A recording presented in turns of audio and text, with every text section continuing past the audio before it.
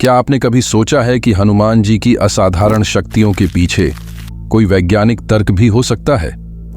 क्या वाकई हनुमान जी की शक्ति केवल एक दैवीय चमत्कार थी, या इसके पीछे कुछ वैज्ञानिक सिद्धांत भी हैं जो उनके बल, गति और ज्ञान को समझा सकते हैं?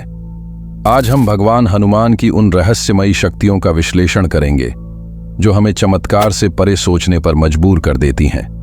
तो चलिए जानते हैं भगवान हनुमान की उन अद्भुत क्षमताओं के पीछे छिपे रहस्यों और वैज्ञानिक तथ्यों को। भगवान हनुमान, जिन्हें पवन पुत्र भी कहा जाता है, अपनी अद्वितीय ताकत, वेग और पराक्रम के लिए जाने जाते हैं। रामायण में जब संजीवनी बूटी लाने का प्रसंग आता है तो वे पूरी पर्वत श्रृंखला ही उठा लाते हैं। ये कोई साधारण शक्ति नहीं है, बल्कि एक ऐसा पराक्रम है जिसे जानने के लिए हमारे मन में अनेक सवाल उठते हैं। क्या यह सब वाकई संभव था? और अगर था तो कैसे? क्या आपने कभी सोचा है, अगर भगवान हनुमान सिर्फ एक देवता थे तो वे इतने कुशल और शक्तिशाली क्यों थे? कैसे वे अपनी इच्छा शक्ति से आकार और रूप बदल सकते थे? क्या उनका शरीर किसी विशेष तकनीक या योग विद्या से बना था? हनुमान जी के शरीर की अद्वितीय बनावट उनके अद्भुत बल और वेग का कारण थी। पौराणिक कथाओं में उन्हें अष्टसिद्धि और नवनिधि का ज्ञाता कहा गया है। आधुनिक विज्ञान कहता है कि इस तरह की शक्तियों को योग और प्राणायाम से नियंत्रित किया जा सकता है। उदाहरण के लिए, प्राचीन भारतीय योग और ध्यान के माध्यम से शरीर की सहन शक्ति और शक्ति को अद्भुत रूप से बढ़ाया जा सकता है।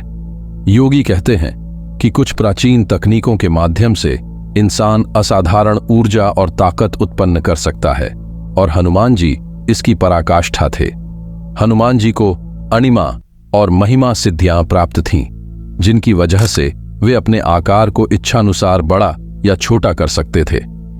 विज्ञान इस बात को इस प्रकार समझाता है कि किसी व्यक्ति के शरीर के ऊर्जा स्तर को बदलकर या जैविक संरचना को प्रभावित करके उसके द्रव्यमान में परिवर्तन संभव है। भले ही यह असंभव लगे, लेकिन यौगिक विज्ञान में इस तरह के आकार बदलने की शक्तियों का उल्लेख मिलता है।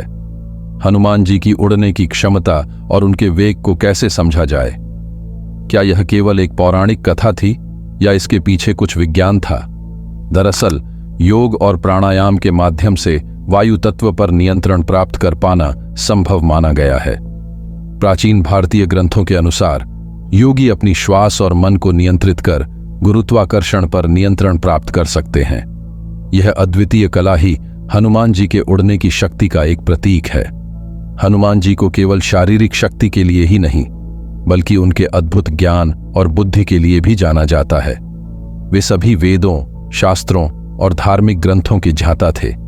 इसमें कोई संदेह नहीं कि उनका यह ज्ञान और समझ अद्वितीय था। लेकिन क्या इसके पीछे कुछ वैज्ञानिक तथ्य हो सकते हैं? मानव मस्तिष्क की क्षमता को आज भी पूरी तरह समझा नहीं गया है।